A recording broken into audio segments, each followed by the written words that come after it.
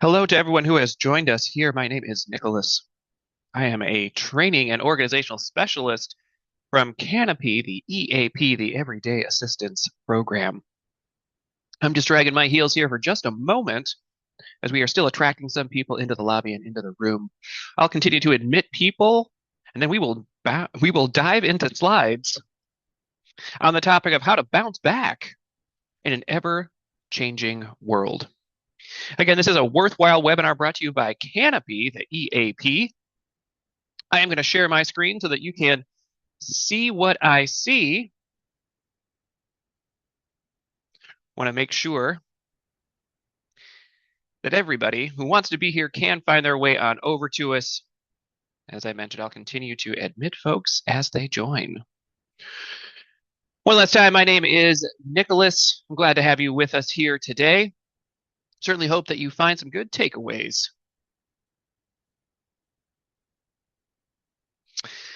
Our topic, how to bounce back in an ever-changing world, is perhaps more applicable today than ever before. With so many things changing all around us, of course, in our personal lives, but also in our professional lives, as workforces have a lot of turnover currently. We are shifting resources. We are finding more and more responsibilities. Sometimes we are using that oh so important phrase, resilience. We hear that a lot.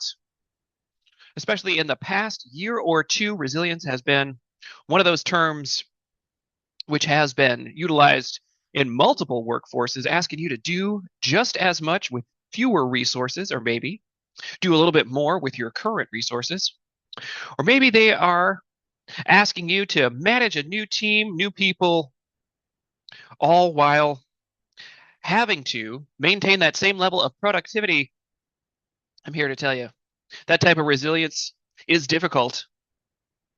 But resilience is not a solo act, and we're going to talk about ways in which we can advocate for some change in our lives, personal and professional.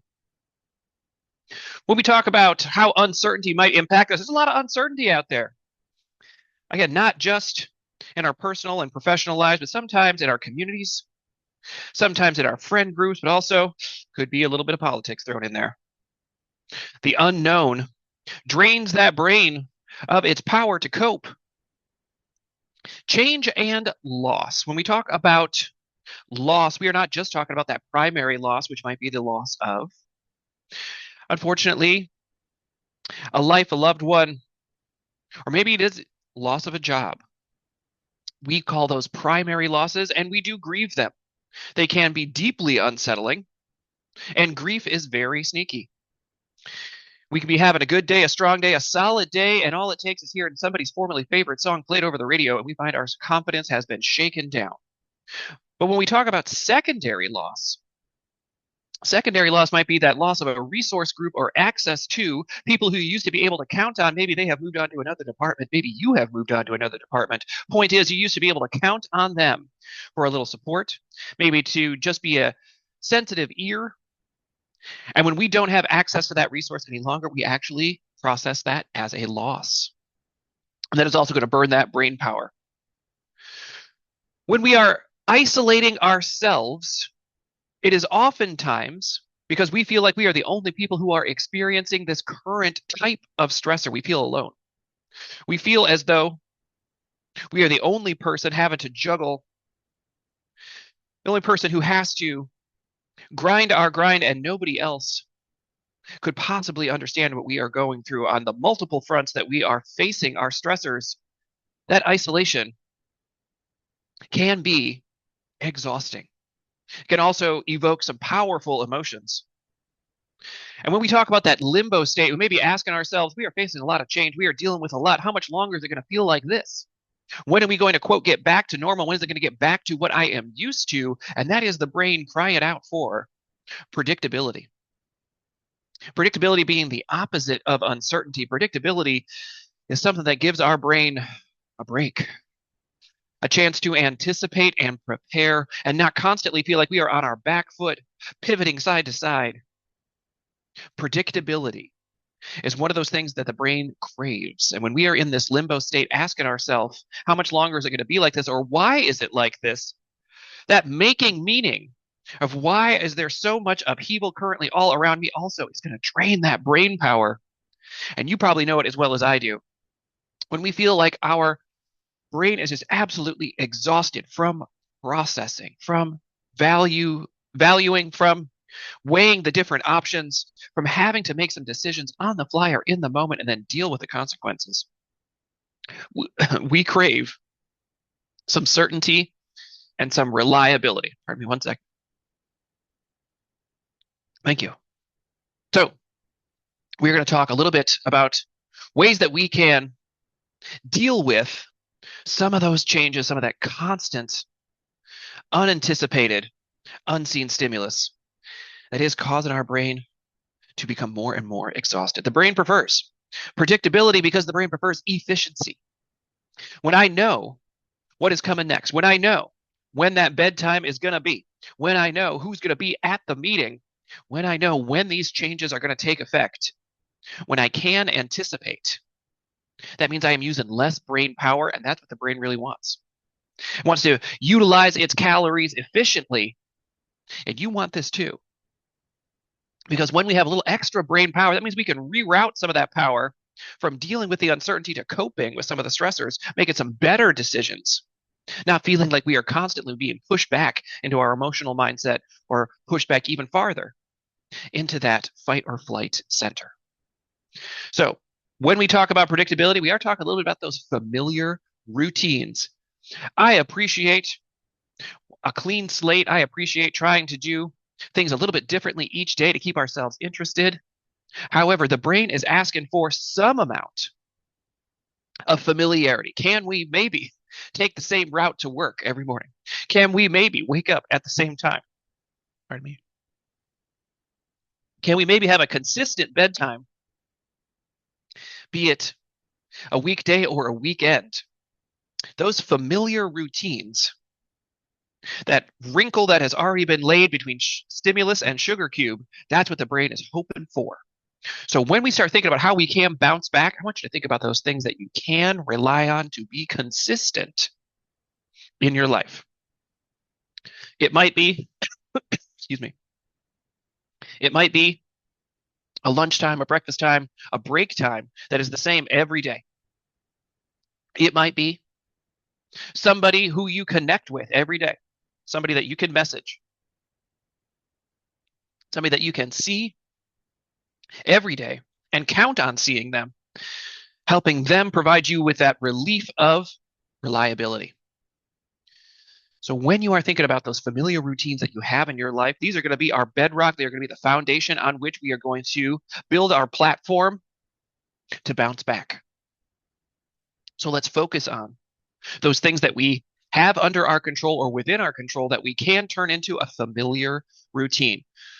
If you don't love having the same breakfast every morning, give yourself a chance to at least try this routine. See if you can't give yourself 5 days, 7 days, 2 weeks of consistent, reliable predictability in at least one section of your life. See if you don't start to have a little extra brain power that you can shift over to coping as opposed to trying to figure out what comes next. But new habits do require more attention, more decision making, and more mental energy. So if we are talking about making some new habits, making some changes, moving from one wrinkle and then laying another wrinkle in the brain, we are talking about making new habits. A couple of things with new habits. They do take a little extra brain power, and sometimes that is why the brain resists, which is why we don't want to make a new habit a huge leap away from what we are used to. Small steps, small improvements, little adjustments are much easier for the brain to process. And if you are like me and already feeling a little overwhelmed, a little spread too thin, then a small adjustment is going to seem more appealing to you than a large upheaval or a rewriting of the code. So when it comes to those new habits, also remember, it is an old myth. It is old science that it only takes 21 days of repetition for a new habit to take hold. If you have made it 21 days with a new habit, a healthier habit that is helping you, if you have made it 21 days, fantastic. You are making progress, but it is closer to 66 days to create that new habit and leave that old habit. So if you happen to be checking in on somebody else who has been given a change, and maybe you are a manager, maybe you're a supervisor, maybe you're checking in just to see how they are coping, if it hasn't been that 66 days, don't fully expect them to have adopted it as a new habit or an integration. It takes a bit longer than we were previously told, but that doesn't mean you are not making progress. It doesn't mean that you don't deserve a little reward for that progress or a celebration for the progress that you are making. We all have a moment where we fall back into old routines. It does happen. We might feel strong and confident today, but tomorrow maybe we have got one of those emotional marathons of a day, a mental marathon of a day. We are feeling more exhausted at the end of the day, and we just feel so sapped of our compassion. We are wondering how we can do something restorative for ourselves when something distracting feels so much more appealing. You'll have to forgive me. I have a little tickle in the back of my throat, and I'm working to process that. Some barriers to coping with change. Many people feel connected to other people who identify with the old way. If you've ever been asked to do something new at your job, if you've been given a new process, a new procedure, you might find yourself immediately linking arms with people who have been there just as long as you. Maybe they started at the same time. We take ourselves on a walk and we say, remember the good old days? Remember how things used to be? Remember before we had to do this way and how much better it was? It is common when we are faced with that change that we don't want to integrate with, that we do find a buddy. We do find somebody who sees things the way we see things from that perspective of knowing how things used to be. But another big barrier is that people have no role models for the new activity. You're asking me to do something new. I've been doing it my way, the way, for so long that when you add something new, I don't know who to turn to ask for some additional coaching. And sometimes, even if I do know who my new role model is for this new process or procedure, I hesitate to ask because it can threaten a sense of status that I might currently have. I used to know what to do, and now I've got to ask. Sometimes it is a bit of an ego check for some folks that don't love asking for or reaching out for a little assistance. People also lack the competence to change or fear that they lack the competence to change. You know what? This is just a step beyond me. It looks like I'm going to need to learn 3 other things before I can even tackle that. I don't know if I've got the brain power to do that. Another reason why we talk about rerouting some of that brain power so that we can cope with these changes. You may be experiencing one of these listed here as the bullet points. Know that it is common, know that it is understandable, and there are ways that we can still move forward. Everybody has a fixed mindset about something. We all may have an area of our life that we just don't want to change at all. It could be the way that you organize your garden. It could be the way that you prepare your barbecue sauce recipe. It could be something about the way you process your paperwork. It could be something that you just don't want to change because it feels so familiar. Your brain is so happy with the efficiency. We do all have a fixed mindset about something. And especially if we are facing lots of change and lots of uncertainty, I want to try and shift over some of that growth mindset. We can learn and develop new resiliency. We can learn and develop new skills. If you have ever unwrapped a brand new device for a birthday, for a holiday, you weren't expecting it, it is a surprise in your life. Sometimes we don't even think about, am I going to be able to learn this new device? Sometimes we're just so excited that we got something, somebody thought of us. We tackle that new device and we do figure it out. So we can grow, we can change. And in fact, growth is change. And since we are already facing a number of changes, having that growth mindset helps keep it positive, helps keep us optimistic.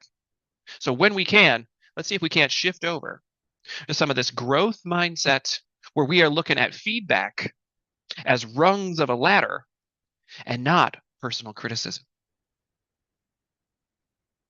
Many things are out of our control, and this is why it would be a mistake to look in the mirror and blame yourself for burnout, for that emotional exhaustion. And that is because there are so many externals outside of our control that we wouldn't want to take the whole weight of our burnout on our own shoulders and say, this is because of my coping. It is not. So much of it is outside of your control. Let's not focus on what's outside of our control. Let's come back to that efficiency of the brain. What can I count on? What are those bedrock things that stay the same, stay consistent in my life? Where can I build up that consistency? Because again, that's going to be the foundation. That's going to be the baseline where we are going to start to make small adjustments after we have reminded ourselves of those things that we are going to keep consistent. Focus on those things that are within our control to maintain that routine, that predictability, that reliability. Our consistency is going to help our coping.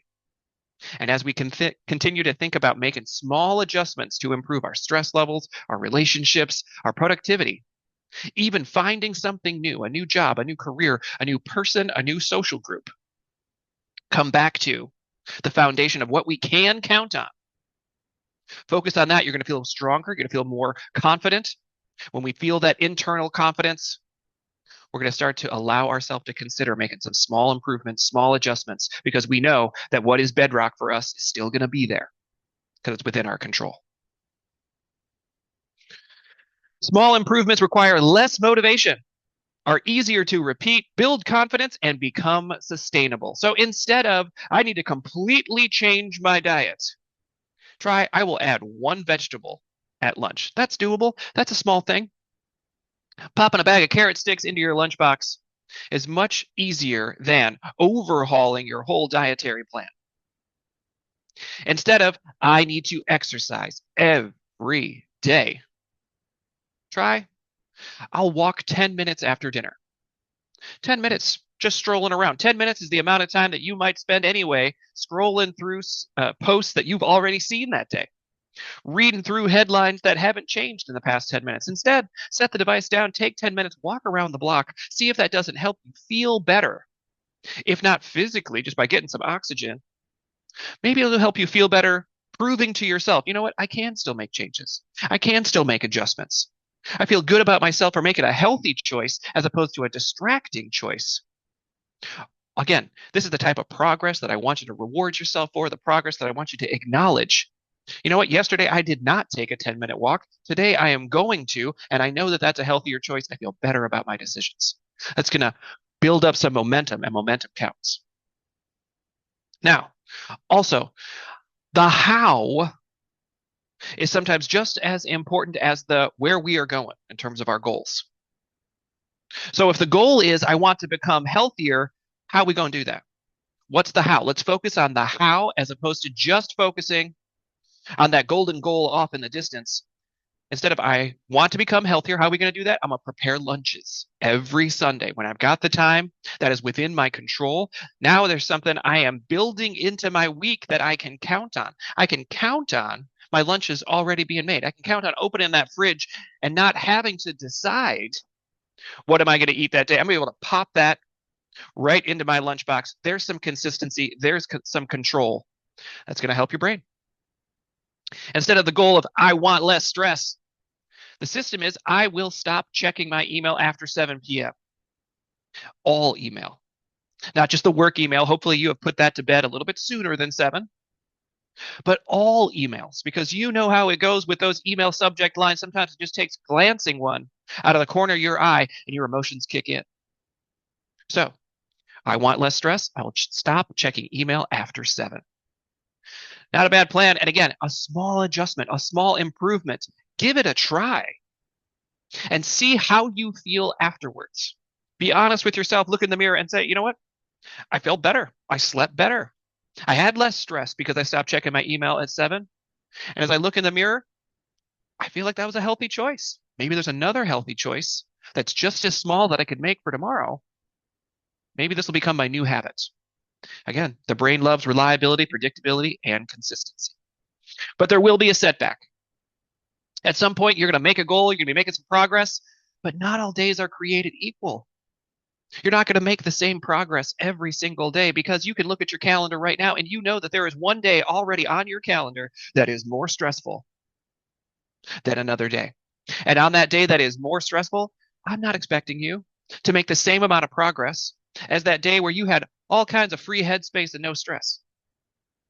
So on those days that are a little bit heavier, that emotional marathon, that mental marathon, of course, there is going to be less momentum. You're going to maybe take a step back. That is part of still making progress, but don't give up on the goal. And what we are recommending with this particular slide is don't feel like you need to make up for lost time. Sometimes we do this where we're stay on a dietary plan Monday through Friday, and then the weekend comes, the diet is out the window. We eat whatever we want all weekend. And then Monday rolls around, we say, whoa, I really have to make up for lost time. And we do a little overhaul of our diet there on Monday. It's all salads and nothing but salads for 24 hours to make up for what I ate all weekend.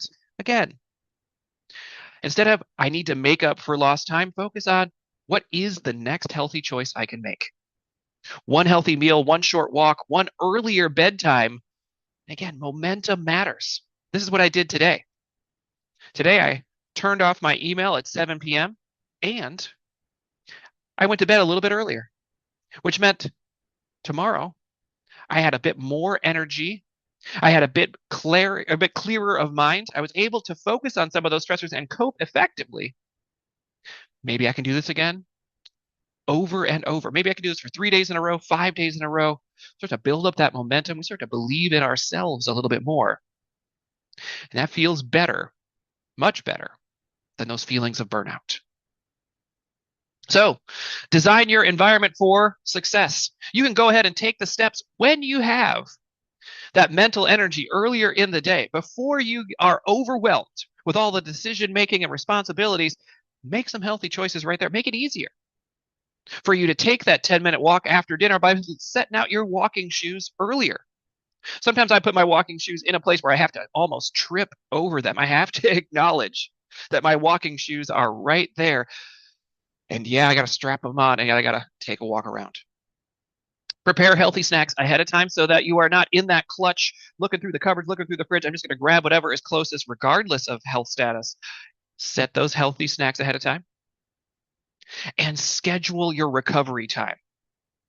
I've mentioned a couple of times on your calendar, you may already see a day that is an emotional marathon or a mental marathon. I want you to also find a space on your calendar for your recovery time. Sometimes we are quicker to set aside time for physical recovery than we are for mental or emotional recovery. Sometimes I need a little social recovery. If I have spent all day making small talk with a group of strangers that I don't know, and I'm not talking about my job, I'm talking about just spending time socializing in my downtime. Sometimes I just get overwhelmed with peopling and I have to take some social recovery time and say, okay, that's it. I'm going to spend the next 6 hours just focused on me and focused on what I need to get done because I need a little social recovery time. Put that recovery time on your calendar now. You don't have to have an itinerary. You don't have to have an agenda. You don't have to book a road trip or set an appointment. You can just have some time when you know you are going to be free to do what you need during that recovery time. Take it seriously because there are those stressful days. And sometimes we try to treat that stressful day the same as the day before with the same type of recovery, and we need more. And remove unnecessary distractions. This can be a tough one because we have so many pings, dings, and notifications coming to us from our devices all day long. When we think about removing unnecessary distractions, we might have to put ourselves at a distance from our devices, a little digital detox. But also, consider letting people know, I'm taking 15 minutes, I'm taking an hour, I'm going to be gone all afternoon, and let it be known that you are not going to be reachable. You don't want to receive an extra message that says, can you pick this up on the way home? Nope. 3 hours where you are going to be unavailable. Let your team know, and that will help with those things that interrupt your recovery time. Use an out of office message. Turn off those push notifications. Use a do not disturb. Put some office hours up on your window. Or let your home team know, you know what? I'm taking an hour. I will be back in an hour, and then I am happy to address whatever needs to be addressed. But for this hour, I got to clear my head. Nothing wrong with that. And as I mentioned before, resiliency does not mean handling everything alone. So let's get better at advocating for our own needs. You're not broken. You don't need to be fixed, but you might have some needs that haven't been addressed in a moment. So let's get clearer with our requests. Instead of saying, can you fix all of this? Instead, here is one thing that would help me be more successful in my role. And that can be the role that you play professionally, but it can also be the role that you play personally. Maybe you are a family member, maybe you are a parent, and maybe being a better parent is one of your little goals. Here is one thing that would help me in my role, can apply to any of the roles that you play in your life. How would you like me to prioritize my tasks? Again, somebody gives you an assignment and they say they need this done as soon as possible. Well, hang on, let's get clearer. When you say as soon as possible, does that mean you want me to move this to the top of the stack? Or should I just continue to work on those last two things that you assigned to me? And this belongs in the middle of the stack. When do you need this by? Let's get clearer. Who should I talk to if I need more clarification on work assignments, especially if we are talking about changes at the workplace? And I mentioned before, sometimes we don't know who the role model is for these new procedures and policies. Ask, who should I talk to? Pretty sure I'm going to have a question about this. Who should I talk to? Point them out. I want to know who I can bring this question to so it's easier for me to ask. I can overcome that little ego hit, admit that I need a little assistance. It helps when I know who to talk to. And this is one thing that would help me feel less burned out. Sometimes it is just logistical. Sometimes it's social. But let's point it out one at a time, as opposed to saying, here are 10 things that'll help me feel less burned out. Here's one thing. Can we make this change happen? Focusing on them one at a time. Again, we're talking small improvements, small adjustments, not an overhaul, one at a time. And especially if you are advocating for change to a manager, leader, supervisor, or maybe the person who runs your household, one at a time, you bring the specific, the suggestion, the solution, you are far more likely to see action taken in your favor. So when you think about the top 5 things that you need to navigate change internally, when we think about what do we need within the system, maybe it's work, maybe it's that family dynamic. What do we need within the system? What needs to change? We need more heads up. We need more notes left. We need another post-it note that tells me where you are. Do we need a change in timetable? We need an earlier bedtime. And then externally, what do we need? Do we need less traffic? Do we need more time spent in the forest? When we're thinking external changes, do we need to set aside some additional time for recovery? Think about what you need socially, logistically, physically, emotionally. Again, you are not broken. You don't need to be fixed. But what do you need? Do you need some solo time? Need some reflection time? Do you just need some time to call one of your besties and vent out to them, here's what's been going on with me? That is an okay need. That's an okay thing to advocate for. So, as we think about creating more consistency, reliability, and predictability, start small. Let's make some little adjustments after we have identified what is core that's going to stay the same in our day, in our week, in our month. Identify what is not going to change, that is within our control. Focus on that and then make a small adjustment. I'm not asking you to overhaul your diet, add 1 vegetable to lunch. I'm not asking you to exercise every day. I'm suggesting take 1 10-minute walk after dinner. These small adjustments can build up momentum. You start to believe in yourself more. I can face this. My resiliency is going up. Resiliency is a learned skill and it is developable over time. You're going to be more resilient 10 years from now than you were 10 years ago. And resiliency is not a solo act. So let's ask for some things to change. Real quick, questions you want to throw my way, pop them into the chat. I'd be more than happy to respond to them. I want to thank everybody for taking the time to be here today for this worthwhile webinar brought to you by, thank you, Kelly, brought to you by Canopy, the Employee Assistance Program. If you've got a question for Canopy, feel free to reach out to us. But I am more than happy to answer any questions if you've got them. I appreciate all the applause and the hearts coming my way. I want you to feel better.